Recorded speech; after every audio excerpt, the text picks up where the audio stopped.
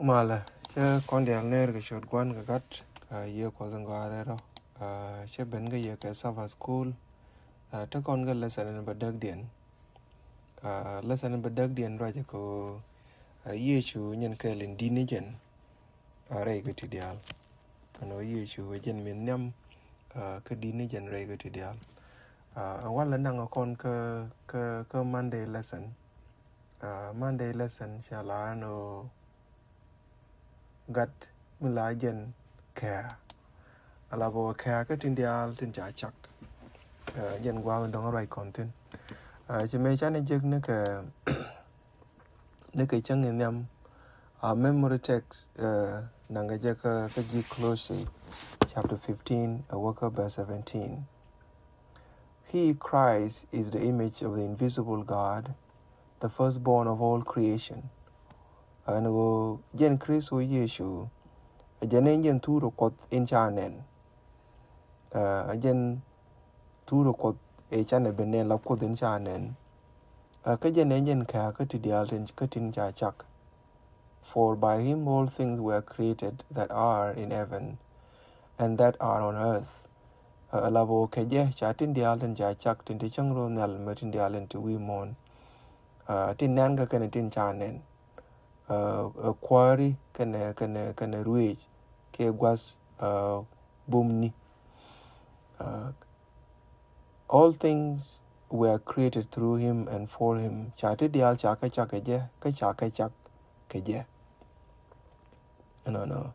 And he is before all things. Kajen bozne jen gatidial, and in him all things consist. Gatidial taken reide. No. The morning jen memory text in chakam kon. Milad kon and wala ka Monday. Ago me cha yeshu cholan ro jen ka. Ngay kon me chal term me chala ka me. Ka Bible me cha wo kwane je ka New Testament. Bong ni tin cha go tin jet ke Luke ke ji Rom ke ji Hebrew amani Revelation la news me chi riet cha la ka sheling la lat ke ne Jesus along jet ke Luke cho ka ro bas baro che la, and she gave birth to her firstborn son, and she wrapped him in cloth and laid him in a manger because there was no room for them in the inn. Shawa ke jen chwa gade min gadul lin yam ke je why chwe ris ke bieni ke chwe la reading me cha lat ke jwai ke walo ke o te la gwa me cha jek dul le toy ni me de kan toy ten en ga de ka lat ke gwa me ne a Jesu no ka bok ni tong kong chet ke ji Hebrew cho kelbas and bakelian. And when he again bring the firstborn into the world, Mecha ka mecha no we mon, he says. Mecha gadamin ka mecha no we mon che larana. And let all the angel worship him.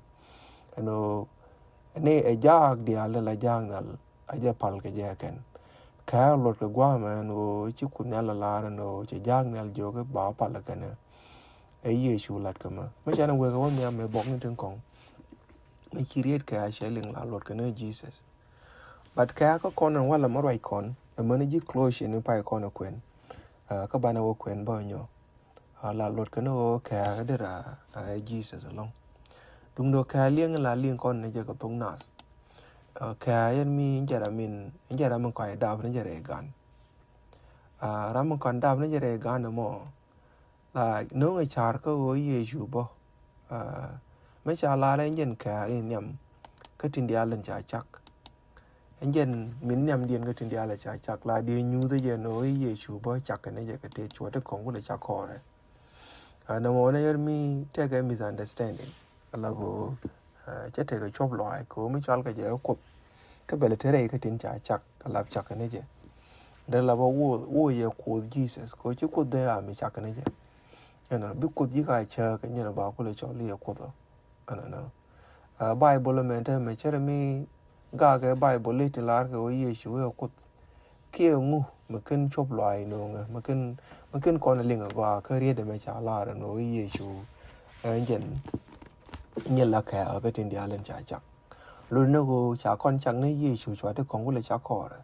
cái luật của nó ngu anh giờ nó một luật cơ mà cháu đi để cho cái lát con này chứ cái này gọi là cháu gọi là rồi cái gul rồi con cái mới cho là Jesus chả khí đó không mới chả cái là rồi cái chứ con luôn nó rồi cái khí thì nè cái gà thì chả đam nó cái nhầm nay thì chả lát qua mà chỉ Bible rồi cái long qua là rồi này dân cái karamin indinu bom de no rami dinu bom de ke rami cha kam bom enje no mo la chal ke dong mo kha go rami cha la wi ke ti dia che go dong bi la njen ga den cha ko da me ke nyam ba do tha wi du ke ti dia lo mo chal ke ye bu ni jin ko me na ram ke ma cha da ke nyam enje ram la gol ti dia ke nyam enje ramin bu na gwan ba go raman and then between the island bokora enje ram bi ti ke beto wi dien language mo enje ne cha bin use mo ka Bible ko ban gul te chop lai ko ne la te ke no be con position Jesus ban ja ko nga ye position me te di Allah we was gonna dap and dap con as an example it does not mean no cha ye chu cha dap ke cha chak ke nyam example the Bible la kam kon ke ne te to ke dung de teken ka mar me kas ke ne gwani ken me cha ka kap ni al re gan ken re gan ma ni ken ke je chi ka work position me chet ke dung ra ma kha ke je ani de chet ke Isaac chi nyen ga de nyam dien ka Abraham ngai kon Ismael nyen tu boom ka Abraham la lat ke chi wut ro de nen ke je chi Abraham ro ben nen ke Isaac chero nen ke Ismael ke nyam no but yung ngut cha dit ke cha te dial cha ka ben lat pin Isaac no Jacob kam dien ke ne Esau chi Jacob di ko ben Esau ra but cha te dial cha ka ben lat pin Jacob no me Joseph re woni nang wa ro che ga din ne jen no mấy cha nó quay này David bỏ hóa David chứ cô ta quanh là qua là và xã là cái position mấy cha để nhận là kẻ gọi Jesse cha quanh tên cái dân này nó gần đến thọ điện ta gần ta quan cái uốn này bỏ thì đi nó cần cái David bắt cho ngồi cha position David mà qua đến cha cầm je cha thế điều cha cái là so chứ cô ta là nó làm bởi nó David point này ấy cái đấy mình kẻ bạn ngay con điều là nó David chỉ kẻ các quan anh ngô cô đuổi cho lấy cái đấy mình kể cái gì mà lột cái nó chả thấy đi al chả cái là pin David là đồ Israel cái lâu thì là nhân quật chứ mình nhân anh nhân cái đến chụp qua nhìn quan địa quan cái dân qua là mò là vào mấy chú cô ta cầm loang cô bà tự vi cái thì đi al làm thầm cho dân dân không cái chỗ để cho là kể mà cô đi đây cho là kể cái làm mấy chút cái Jesus mấy trái chẳng này chứ gồm cái nó bà con nó cũng là cái ngày mới rong cô bala didi ka dob me dum bala ni didi chu wi ga ti dialo ma de ku le chub loy da na go me cha ba par ka nyin te ka dan de te ka kon nje no language Bible ka sometime la gar ga go ba par ka was kon bala no ne example mi di de long be kul bu no ka go ban ba te ka chub loy ka dob in ngai kon ne je no donga ga den ka di ni jan ka nje ni te ka rich ka tin dial ka nje na min kwak ching dial ba te ka tet ka de anh chị nó ban gì chủ làng của kha chứ để cả quan đun chẳng bỏ mấy chú quan đun diện chẳng cái chỉ chụp quá nè mà nếu mặn và lá tẻ bình đấy nó lá tẻ bình đấy nếu cái này chỉ cồn để mặn nè cả đó anh nhận là đỡ điên cả nó quan nó mặn lá tẻ bình đấy thế quý cái thì đi nó anh nhận cái gì chủ nó nghe cha cầm con Moses bỏ chứ con nhal bây giờ rồi cái Moses cha là Israel là đồ Israel mà anh nhận là kha không Israel de gule ka di ta ma ka ko ka ra men nya me ko ben Adam ngu de Israel ba chola ka jama chol ka ku ngu ka ra me ko chak ne me na ne Adam enyen language ba ko na beling ne ma anu ma chol ka man Israel ma ku le ga Abraham ma ku le ga Isaac Jacob ya lu Abraham le nitin ne de kong de ti lat ba ka nyam Abraham mani Adam ba ja tin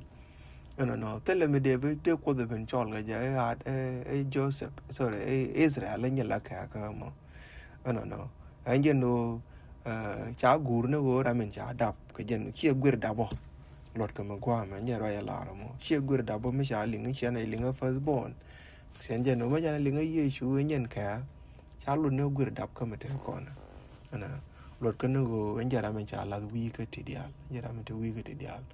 bomb đấy lọt cái mà cái nó loang đấy and mà quên con cái gì closure Colossians chapter 1 verse 15 and work verse 17 để con luật đến cho Paul ye chú cái gì ấy cả để con nó cũng link cái verse này thì Colossians cho cái verse world đi cho bác work world bảo sẽ là nè cho point Christo cái lật cái cho agent chất quật min cha nền agent gat in cả có ngoại ní dial tin cha chắc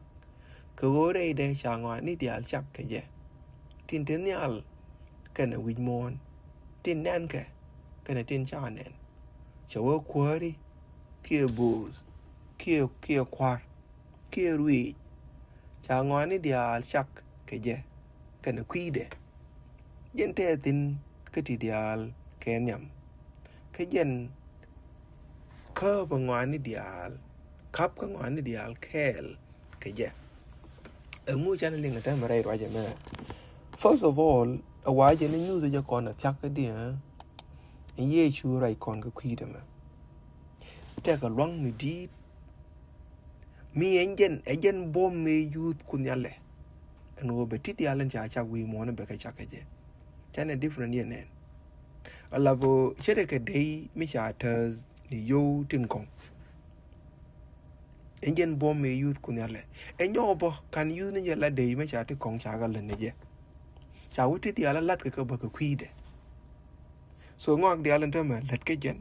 cái lát cái quy ngã cái quy đấy, cái thì là nên con cái điều tin cha nên mà nên tin quỷ con cái, mà con này đi thích thì, ở ngoài yang min yen con cái là đẹp in yen con đi al cái con đi al,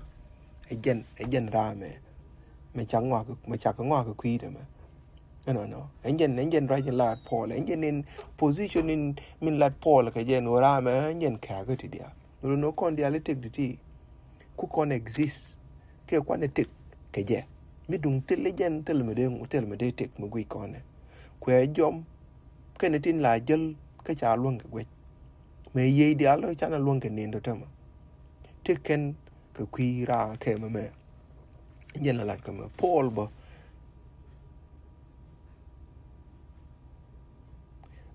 anh lat ke gwa me ke kui cái quy Jesus no chỉ để ghi này cái rep và đánh nhân liêng ở trong cái con là liêng này giờ nó cho này ye chú cha đấy mới chắc cái này giờ ngay này giờ nó cha tới dial cha cái lát cái giờ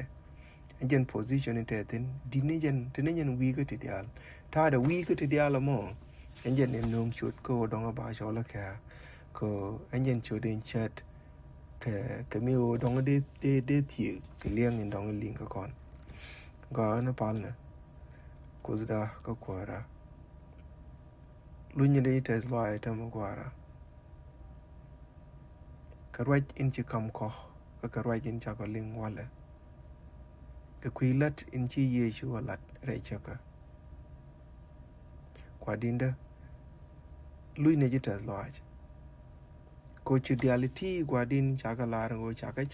cái gian cái khéo quả điên cái Jesus cái ngay cho quả điên cái chẳng ngân bảo bên cạnh